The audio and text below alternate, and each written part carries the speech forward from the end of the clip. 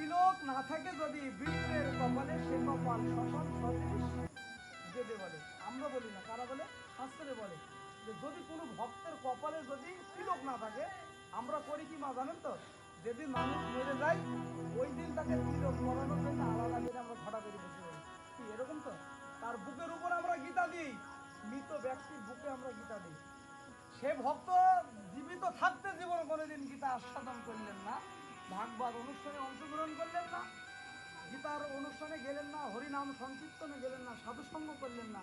সেই ভক্ত যেদিন দেহ রাখে সেদিন আমরা কি করি? আমরা তার বুকের উপর সেদিন আমরা গীতা রাখি। এটা আমাদের রাখতে হয়, এটা আমাদের এখন বর্তমানে ফ্যাশন। অমুক মারা গেছিল দিয়েছিলে, তোর বাবা মরেছে দিস নি কেন? এটা গীতার কথা কথা, কিন্তু আসল তত্ত্ব কিন্তু তা নয়।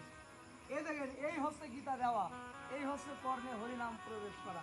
এটা আপনি জেনে হোক না জেনে হোক যে শ্রবণ করছেন, ওই কারেন্টে শর্ট খাওয়ার মতোই এর কাজ কিন্তু অটোমেটিক্যালি আপনার ভিতরে করবেই, করেই যাবে। তাহলে কি বলছে? তিলক না থাকে যদি বিপ্রের কপালে সে কপাল শ্মশান সদৃশ বেদে বলে। প্রভু